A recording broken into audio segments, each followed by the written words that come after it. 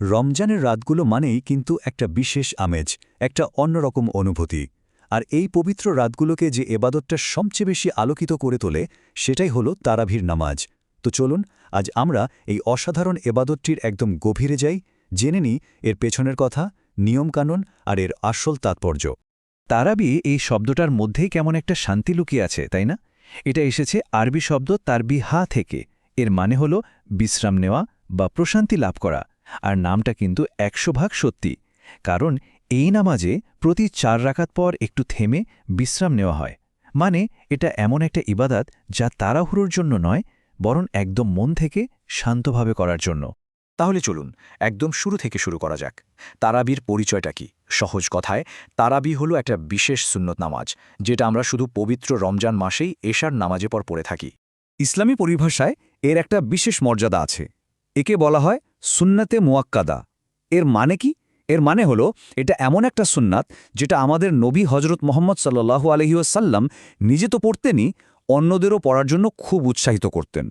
এর গুরুত্ব এতটাই যে এটাকে প্রায় ওয়াজিব বা আবশ্যকীয় কাজের কাছাকাছি ধরা হয়। এখন একটা প্রশ্ন কিন্তু মনে আসতেই পারে, আমরা আজকে যেভাবে সবাই মিলে মসজিদে জামাতের সাথে তারাবি পড়ি, এই প্রথাটা কিভাবে শুরু হলো? এর পেছনের ইতিহাসটা কি? চলুন সেই গল্পটাই একটু শুনে আসি। মজার ব্যাপার হলো আমাদের নবীজি সাল্লাল্লাহু আলাইহি সাল্লাম নিজেই কিন্তু কয়েক রাত সাহাবাদের নিয়ে জামাতে তারাবি পড়েছেন। কিন্তু তিনি ভয় পাচ্ছিলেন যে এটা যদি নিয়মিত জামাতে পড়া হয় তাহলে হয়তো আল্লাহর পক্ষ থেকে এটা উম্মতের ওপর ফরজ বা বাধ্যতামূলক করে দেওয়া হতে পারে। সবার কষ্টের কথা ভেবে তিনি আর জামাতে পড়াটা নিয়মিত করেননি। হজরত আবু বকর রাদিয়াল্লাহু তাআলা আনহুর সময়ও ব্যাপারটা এমনই ছিল। পরে দ্বিতীয় খলিফা হজরত উমর রাদিয়াল্লাহু তাআলা আনহুর সময়ে তিনি দেখলেন মুসলমানরা ছোট ছোট দলে ভাগ হয়ে নামাজ পড়ছেন। তখন তিনি সবাইকে একজন ইমামের পেছনে একত্রিত করে জামাতে তারাবি পড়ার ব্যবস্থা করেন এবং সাহাবাদের সাথে পরামর্শ করে ২০ রাকাত চূড়ান্ত করেন। সেই থেকেই এই নিয়মটা চলে আসছে। তো ইতিহাস তো জানা হলো, এবার আসা যাক একদম প্রায়োগিক দিকে। মানে এই নামাজটা ঠিক কিভাবে পড়তে হয়, এর নিয়মগুলো কি কি? তারাবি নিয়ে সম্ভবত যেই প্রশ্নটা সবচেয়ে বেশি শোনা যায় তা হলো এই নামাজ ঠিক কত রাকাতের, ৮ রাকাত নাকি ২০ রাকাত? এ নিয়ে আলেমদের মধ্যে কিন্তু ভিন্ন ভিন্ন মত রয়েছে। এখানে মূলত দুটো প্রধান মত প্রচলিত আছে। হানাফি, শাফি, হানবলি মাঝহাব সহ অধিকাংশ ইসলামিক স্কলারদের মতে তারাবি হল ২০ রাকাত, আর হজরত ওমর রাহের সময় থেকে সাহাবাদের যুগ হয়ে আজ পর্যন্ত মুসলিম বিশ্বের বিরাট একটা অংশে এই ২০ রাকাতই পড়া হয়। অন্যদিকে কিছু সহি হাদিসের বর্ণনার ওপর ভিত্তি করে অনেক বিজ্ঞ আলেম ৮ রাকাত তারাবি পড়ার পক্ষেও মত দেন। দুটো মতের পক্ষেই বিজ্ঞ আলেমরা রয়েছেন। একটি হাদিস হজরত আয়েশা রাদিয়াল্লাহু তাআলা আনহা থেকে বর্ণিত। বিখ্যাত তাবেই আবু সালামা এবং আব্দুর রহমান একবার হজরত আয়েশা রাদিয়াল্লাহু তাআলা আনহাকে জিজ্ঞেস করলেন, রসুলুল্লাহ সাল্লাল্লাহু আলাইহি ওয়াসাল্লাম রমজানের নামাজ কেমন ছিল? হজরত আয়েশা বললেন, রসুলুল্লাহ সাল্লাল্লাহু আলাইহি ওয়াসাল্লাম রমজান বা রমজানের বাইরে কখনও ১১ রাকাতের বেশি আদায় করতেন না। প্রথমে ৪ রাকাত আদায় করতেন। সেই ৪ রাকাত নামাজ কত যে দীর্ঘ হতো এবং কত যে সুন্দর হতো তা তুমি জিজ্ঞেস করো না। তারপর আবার ৪ রাকাত আদায় করতেন। এই ৪ রাকাতও কত সুন্দর এবং কত দীর্ঘ হতো সে বিষয়ে তুমি ভাবতেও পারো না। এরপর ৩ রাকাত বিতর পড়তেন। নামাজটা পড়ার নিয়ম কিন্তু খুবই সহজ। প্রথমত এর সময় হলো এশার ফরজ আর সুন্নত নামাজ পড়ার পর, কিন্তু বিতর নামাজের আগে। দ্বিতীয়ত এটা ২ রাকাত ২ রাকাত করে পড়তে হয় এবং প্রতি ২ রাকাত শেষে সালাম ফেরাতে হয়। তৃতীয়ত প্রতি ৪ রাকাত পর একটু বিশ্রাম নেওয়াটা মুস্তাহাব, মানে একটা ভালো কাজ। আর সব শেষে ২০ রাকাত পূর্ণ হলে বিতর নামাজ আদায় করে নিতে হয়।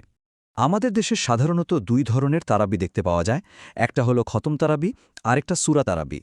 খতম তারাবিতে পুরো রমজান মাস জুড়ে সম্পূর্ণ কুরআন শরীফ তিলাওয়াত করে শেষ করা হয়, আর সাধারণত হাফেজ সাহেবরা এতে ইমামতি করেন। আর সূরা তারাবিতে কুরআনের যে কোনো সূরা দিয়ে নামাজটা পড়া হয়, যা যে কোনো মুসল্লি আদায় করতে পারেন।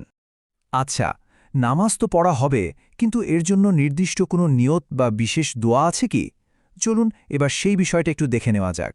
আমরা সবাই জানি যে কোনো ইবাদতের মূল হল নিয়ত। এখানে তারাবি নামাজির যে আরবি নিয়তটা প্রচলিত আছে সেটা দেখানো হচ্ছে। যারা আরবিতে পড়তে চান তারা এখান থেকে দেখে নিতে পারেন। نويت أن أصلي لله تعالى ركعتي صلاة التراويح سنة رسول الله تعالى متوجها إلى جهة الكعبة الشريفة الله أكبر। আর সুবিধার জন্য এখানে বাংলা উচ্চারণটাও দেওয়া আছে। এর সহজ অর্থ হল, আমি আল্লাহর জন্য কেবলামুখী হয়ে ২ রাকাত তারাবির সুন্নাত নামাজের নিয়ত করছি। তবে একটা কথা মনে রাখা খুব জরুরি, নিয়ত কিন্তু মূলত অন্তরের বিষয়। মুখে বলাটা বাধ্যতামূলক নয়, মনে মনে সংকল্প করলেই নিয়ত হয়ে যায়।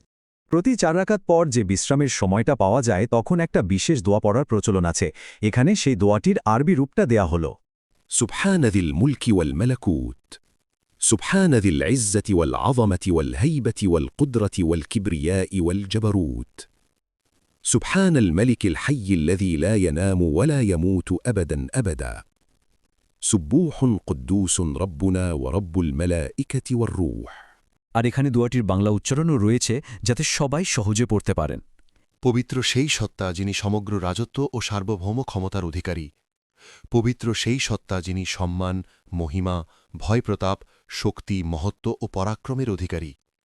পবিত্র সেই চিরঞ্জীব বাদশাহ যিনি কখনো ঘুমান না এবং কখনো মৃত্যুবরণ করবেন না, চিরকাল চিরকাল। তিনি অতি পবিত্র, মহাপবিত্র। তিনি আমাদের রব এবং ফেরেশতাগণ ও রূহ এর রব।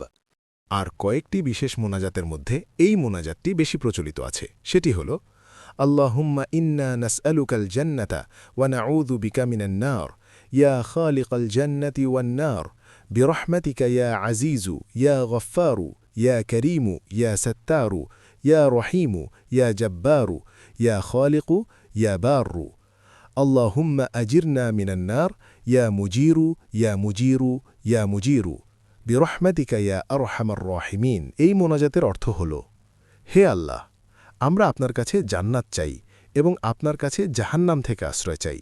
হে জান্নাত এবং জাহান্নামের স্রষ্টা, আপনার রহমতে, হে পরাক্রমশালী, হে ক্ষমাশালী, হে দয়ালু, হে সাত্তার, হে রহমান, হে জাব্বার, হে সৃষ্টিকর্তা, হে পরম করুণাময়। হে আল্লাহ, আমাদেরকে আগুন থেকে বাঁচাও তোমার রহমতে, হে পরম করুণাময়।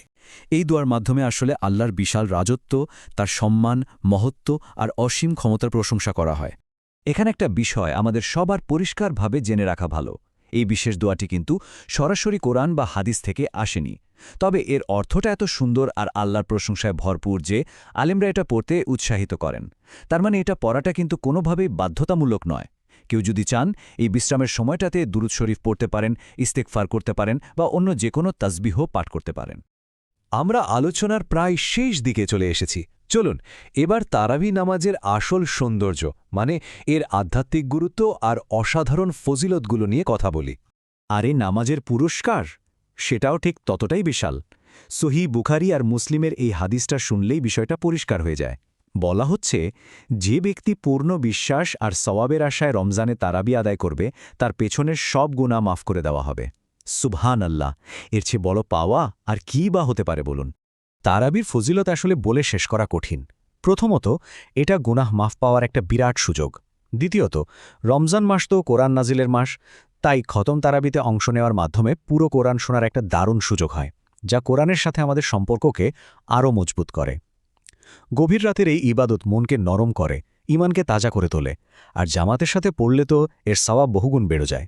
জামাতের সাথে তারাবি পড়ার গুরুত্ব বোঝানোর জন্য সুনান আবু দাউদের এই একটা হাদিসই যথেষ্ট। চিন্তা করে দেখুন, যে ব্যক্তি ইমামের সাথে একদম শুরু থেকে শেষ পর্যন্ত নামাজটা পড়ল, তার আমল নামায় পুরো রাত জেগে ইবাদত করার সওয়াব লেখা হবে। এটা জামাতে নামাজ পড়ার জন্য কত বড় একটা অনুপ্রেরণা।